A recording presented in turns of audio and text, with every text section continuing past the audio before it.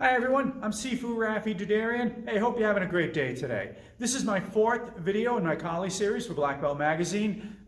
Quick shout out, thank you Black Belt Magazine again for letting me be involved in this. I'm really enjoying it. I've been getting some great feedback from everybody out there, and I can tell you guys are enjoying the training too.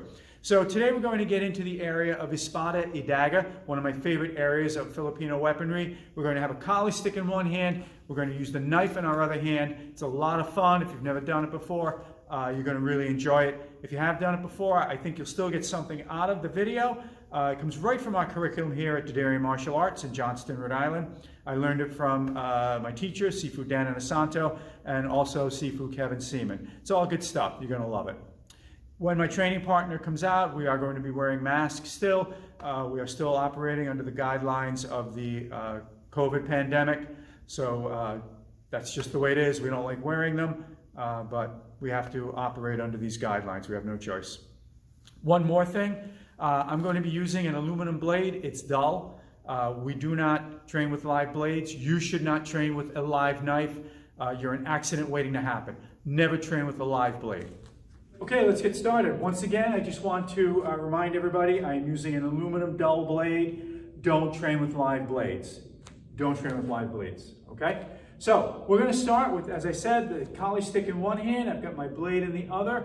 We're going to start with an angle 1 or an inward diagonal, and then I'm going to come over the top with a thrust towards the chest, okay? You see how it's a palm out thrust. I've got my elbow in as best I can, and then I'm going to shoot that forward on a 2-line or a downward diagonal. Then at this point, my stick will come out again for a backhand, and then I'm going to feed through with the knife thrusting forward towards the neck. This is a really easy drill. So we're just going to go inward, I come over the top, I backhand, and then I come forward. All right, from the side, there's my strike, there's my stab or my thrust, there's my backhand, and then I come forward. And you can play with the footwork a little bit. You can do it all standing still. 1, 2, 3, 4, and kind of twist into it. You could step with the thrust here. You could step with the last thrust here. So you play around with it, whatever feels good. At the basic level, these are a strike, a thrust, or stab, a strike, and a thrust. But this could easily be a block. This could be interpreted as like what we would call an inside sweep off of a club attack or a stick attack coming this way. All right, I'm blocking it here, and then countering here, and countering here, and countering here. So there's a few ways you can look at it. So that's the bare bones drill. We can add prefixes, which I'm going to do in a minute when I bring Tony out, and then make it into a 2-person set. All right, let's get started in our 2-person set with the Espada y Daga. This is Tony, he's here to help me again. So if we take the drill I just showed you a second ago against each other, it would look like this. You connect on that, we show the knife technique. We connect here, and then we thrust. See, I'm kind of thrusting up at his head now, okay? So we come in, we go here, over the top, 1, and then 2. It'll come out to the side because I can't get it in here, okay? So, 1, 2, 3, 4. There's your basic 4 count. Sometimes people will refer to this as a sinawali, a weaving pattern with 2 weapons. You can call it that if you want. We just call it 4 count from the Anasanto blend, the Anasanto blend of Kali. So, 1, 2, 3, 4. 1, 2, 3, 4. 1, 2, 3, 4. One more time. 1, 2, 3, 4. So now a minute ago I mentioned prefixes. So we can add something to the beginning of it.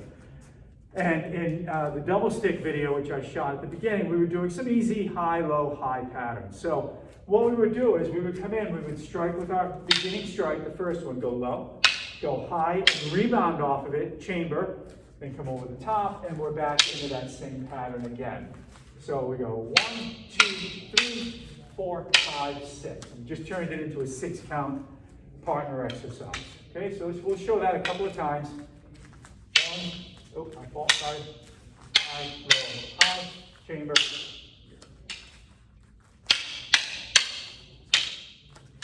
One more time. Once you get the hang of that, then you can start playing around with it. One of the easier things to do is an abanico strike, which is a fan strike. It's meant to strike here and here on the horizontal line, or you can do it here on a vertical plane. Just show that from the side, just like that. Elbow makes the motion. Elbow is very key here. So if we were doing it with the abanico, you would strike backhand, forehand, and go all the way through on the third one, and then come back into your pattern. Okay, so we're going to go abanico, 1, 2, 3, 4, 5, 6.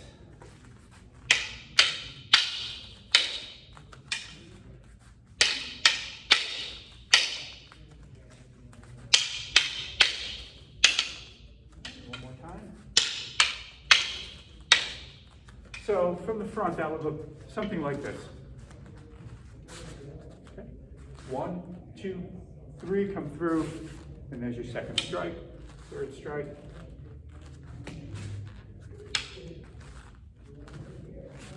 Okay. We can also add another high-low pattern where we go all the way through, backhand, and we come all the way through there. So this would be 1, 2, 3, and then go back into the 4 count here. So we go high, low, all the way through. 1, 2, 3, 4.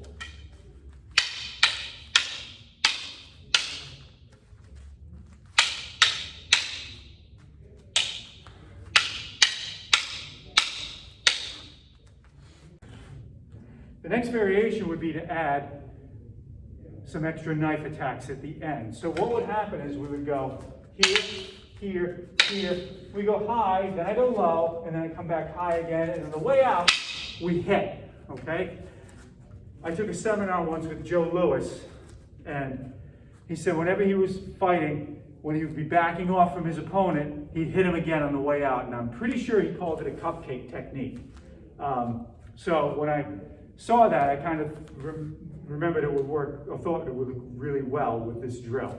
So we're going to go a little bit top, 1, 2, 3, high, low, high, and we're just going to hit them once on the way out, okay? So,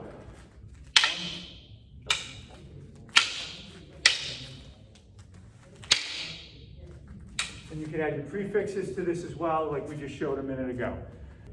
Once you get the hang of doing it with a partner in the fixed pattern, as we were just doing, you know, like a 2-person set, then you want to just take it to the next level, something a little more free form. So I'm going to be feeding Tony random strikes, and his whole response is going to be that basic 4 count that we did at the beginning. We call it numerata, and it's a lot of fun to do. But you have to be real careful at first. The first time we're going to go through, he's going to be using his rattan stick, and then we're going to show it again with one of the foam ones, okay?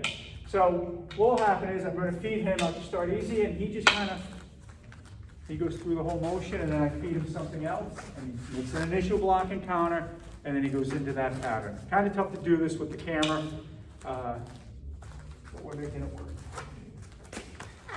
So you see how he blocks it, and then he goes right into that 4 count. I give him a thrust, he blocks it, and then he goes right into the 4 count. I give him a thrust, and he blocks it, and he goes right into the 4 count. From here, blocks it, and he goes right into the 4 count. Okay? So it's pretty straightforward. You know, the important thing to remember is just make some kind of a logical block at the beginning, and then respond right back with that basic 4 count pattern that we've been doing. Okay, so now we're going to put a variation on what we just did on the numerata. We're going to be using these foam collie sticks. These things are great. I mean, they don't hurt. This is made by Action Flex. I love them. We've been using them for years. They hold up well. We bought them from Century Martial Arts, so you can go on their website and get them. I think they come in a bunch of colors. They make longer ones and shorter ones. And I used a bunch of different kinds. I used to make my own, and honestly, these are just the best I found. So anyhow, we're going to do the same thing we did, but this time we'll just make a little contact on that first strike. So when I come in with my first technique,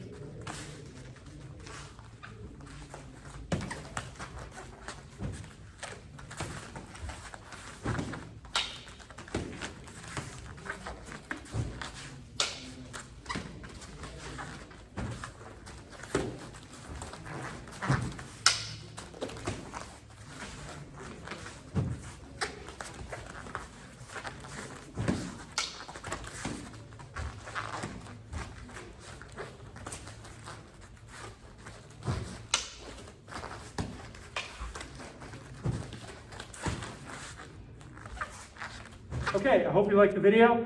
If you do, please say something nice in the comments below. As always, thank you to my assistant Tony for coming in here and helping us out. We didn't shoot tons and tons of combinations and techniques, but it's a good base to get started with Espada y Daga. And you will take it on your own, come up with your own variations, your own spin on those different drills, and you'll have a lot of fun with it, believe me. So till next time, I'm Sifu Rafi Dadarian. Have a great day, and we'll see you soon.